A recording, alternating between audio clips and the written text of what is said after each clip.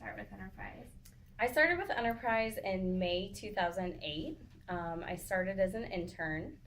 After my internship, I was lucky enough to work part-time throughout the last year of school down in Winona. I started full-time in May 2009. After about 6 months, I took my grill, and 4 months later, I got promoted as an assistant manager. I was at two spots. I went to the airport, and then, I started downtown Minneapolis and then went to the airport. And then from there, I got promoted to branch manager, and I oversaw 4 locations. And then now I'm a BRSC in the business rental department. With Enterprise a little over 2 years ago.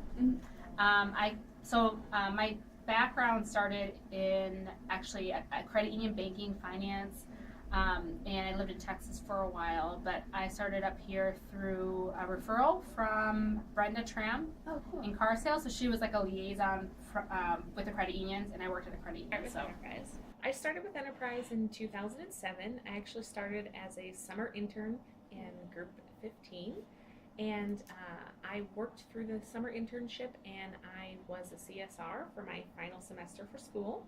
And then after I graduated, I joined the MT program in the summer of 2007. Well, I really enjoyed working in daily rental. I really enjoyed working with customers and the marketing side of it as well. I did have a finance background, and so when an opportunity opened in business management, I really thought that would be very fit for me. And so I applied for that position, and I left daily rental and actually moved to Louisville, Kentucky to join the 5899 admin team.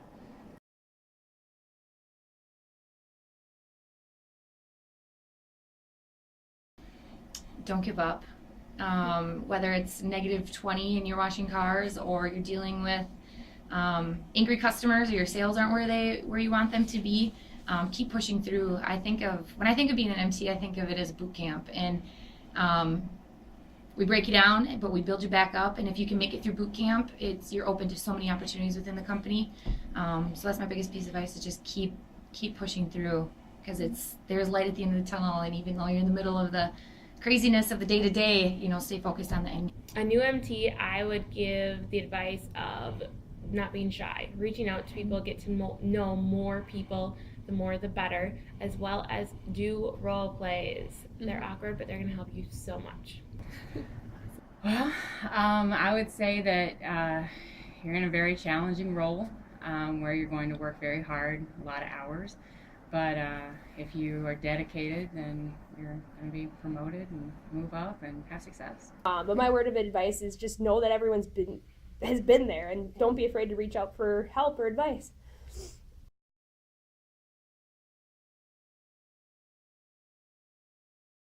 I think that what set me apart is my passion. I love everything about this company, and I think it has so many opportunities.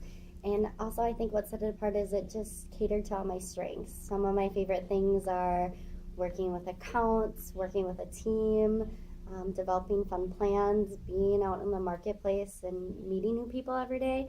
And I think because those are some of my strengths and favorite things to do daily, that the position in car sales was just perfect for me. The position required business-to-business sales. I didn't have that, but I think what I did have was going back to working from the bottom up. I know that a lot of divisions within Enterprise hire from rental. And so even though I didn't come from rental, I did start from the bottom at a different type of company, and they saw that, and I worked really hard, and I had examples of being a high performer, and I know that's huge for Enterprise. So I think that sets me apart that way. So as a branch manager, I was honest. I have been ever since I first interviewed for Enterprise. It's actually one of my best memories is when I interviewed with D-Suite for an MT position. She asked me, what do you need to succeed in this position that you don't currently have? I was interviewing in the winter, and I told her new shoes. That was my answer, because I was wearing these big old heels, and I'm like, dude, these are not practical for this position. So I think throughout every interview, I've just been honest and told them how I really felt about the position and how excited I am for it. So.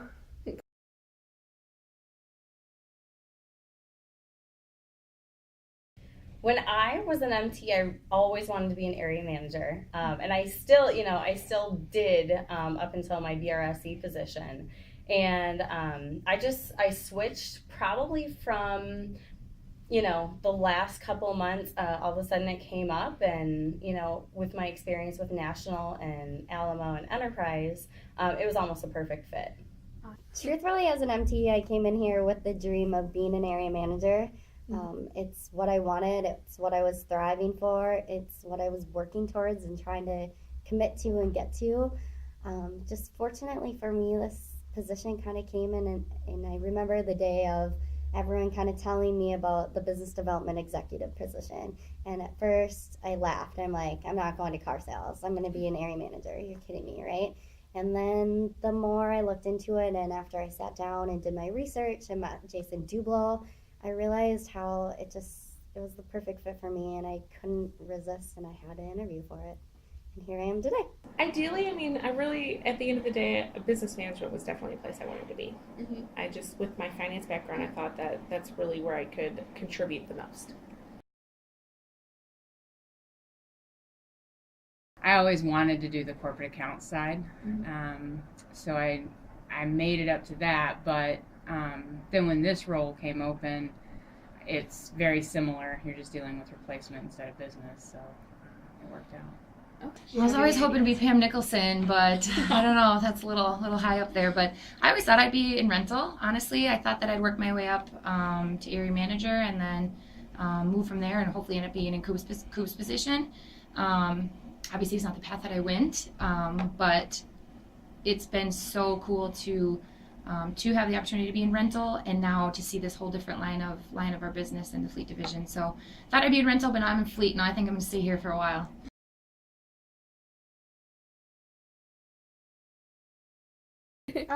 I would say probably the most embarrassing thing was when I finally got promoted to branch manager. First and foremost, no one thought I was going to make it there, but we're sitting there for my congratulations happy hour, and my past assistant manager and past branch manager was there, and then they were telling me the story about how day one, they're like, we didn't think you'd ever make it here, and I was like, why? And they're like, because I started my first day going, so, by the way, what am I getting paid? Because I had taken a little bit of break in between starting Enterprise and school. And then my second question of the day was, I'm looking outside the window in Apple Valley, and they're like, do you have a question? I'm like, yeah, so where are all the cars I'm going to rent?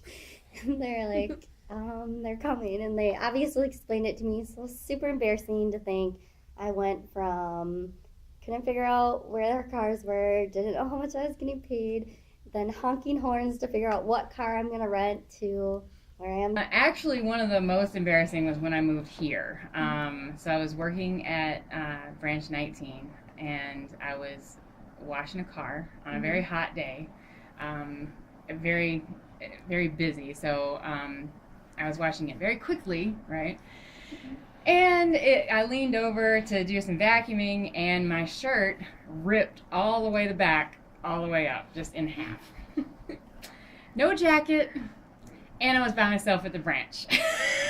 There were customers, so walked back in, didn't quite have the dress code up to par at that time, but did sell some damage waiver because they felt sorry for me.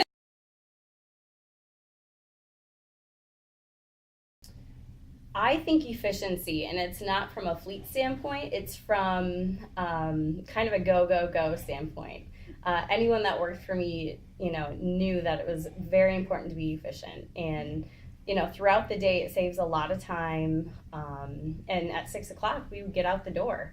So that was key to success. Well, in my experience in daily rental and in business management, I really think attitude is probably the first thing. I mean, as long as you keep a positive attitude and, you set goals and you really encourage teamwork to achieve those goals, and you work hard to complete that, I mean, that's really, I feel that's what's led to my success. It's just having a positive attitude, keep going. Sometimes, you're not always going to win, but it's how you respond to that and how you learn from that mistake and then you keep trying.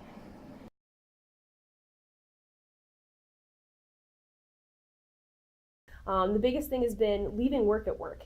Mhm. Like, that is so hard to not come home and talk about how tight you are, the deals that you have in the morning. You just need to not worry about it. Like, I think it's an art form to actually be able to like lock the door at 6 o'clock and get home and not think about it. Mine is the second I get out of my work clothes. Second I'm out of my work clothes, you do not talk to me about work. What? I am so very, very, very blessed that throughout my career, the managers that I've always had in place have allowed me to have that work-life balance. So I'm that girl who will work crazy, crazy, crazy, crazy, go, go, go, go, go until I almost hit burnout mode. But I've been fortunate enough to not have to hit burnout mode because first and foremost today, Jason, my current manager, is so good at work-life balance. Like, you just got done with a special sale and worked a ton of hours. Maybe it's time to take a little bit of a break. Why don't you absolutely should take a vacation and not feel guilty about it. Or it's little things like in rental when I needed it the most and different things came up in my life and I needed that balance to help me have more family time or help me have more lifetime. Like, I was so fortunate that my area managers were great enough to be like, all right, take the time. Like, we'll figure out what we need to do. Just make sure you come back with a vengeance and ready to perform. So that's how. Awesome.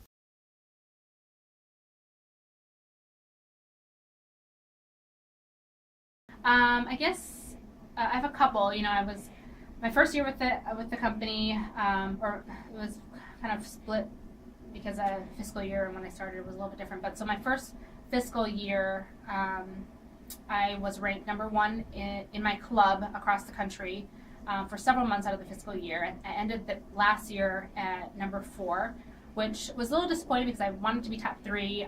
But you know, I went on maternity leave, so I guess that's my excuse. But I still think I did really well for being new and being on the top show. I was recognized across the country.